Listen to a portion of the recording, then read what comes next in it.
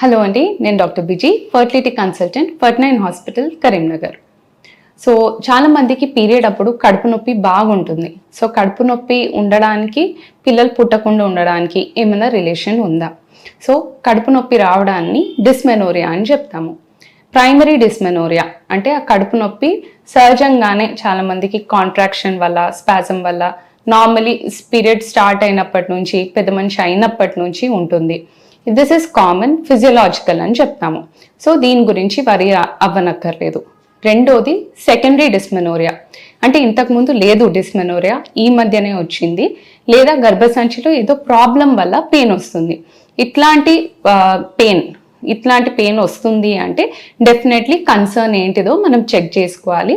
దానివల్ల పిల్లలు పుట్టకపోవచ్చు.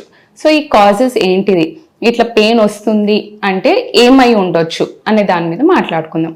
So secondary dysmenorrhoea common cause అనేది పిఐడి, పెల్విక్ ఇన్ఫ్లమేటరీ డిజీజ్ అని చెప్తాము. సో లోపల వచ్చే ఇన్ఫెక్షన్ వల్ల లోపల అతుకులు ఏర్పడడం, లోపల ఇన్ఫ్లమేషన్ ఉబ్బడం, వీటి వల్ల ఏంటిదంటే పీరియడ్ వచ్చినప్పుడు పెయిన్ వస్తూ ఉంటుంది. రెండోది ఎండోమెట్రియోసిస్. గర్భసంచిలో ఉన్న పొర కొన్నిసార్లు బయట కూడా పెరగవచ్చు. సో పీరియడ్ టైంలో అది యాక్టివ్ అవ్వడం వల్ల అది ఉబ్బడము, లోపల ఇన్ఫ్లమేషన్ రావడము, అక్కడ నుంచి పెయిన్ రావడం, అతుకులు ఏర్పడడం, ఇట్లాంటివి స్టార్ట్ అవుతుంది. సో ఎండోమెట్రియోసిస్ ఉండడం వల్ల కూడా పెయిన్ రావచ్చు. మూడోది అడెనోమయోసిస్, గర్భసంచికి వాపు ఉండడం, గర్భసంచిలో మజిల్స్ అనేది దాని లోపలికి ఎండోమెట్రియం రావడం, దానివల్ల ఈ మజిల్ అనేది పెరగడము, పీరియడ్ టైంలో అది ఇంకా ఇన్ఫ్లేమ్ అవ్వడం. సో దీనివల్ల పెయిన్ రావచ్చు. నాలుగోది ఫైబ్రాయిడ్స్ ఉండడం వల్ల, కంతులు ఉండడం వల్ల కూడా చాలా మందికి పీరియడ్ టైంలో ఆ పెయిన్ అనేది ఎక్కువ వస్తూ ఉంటుంది.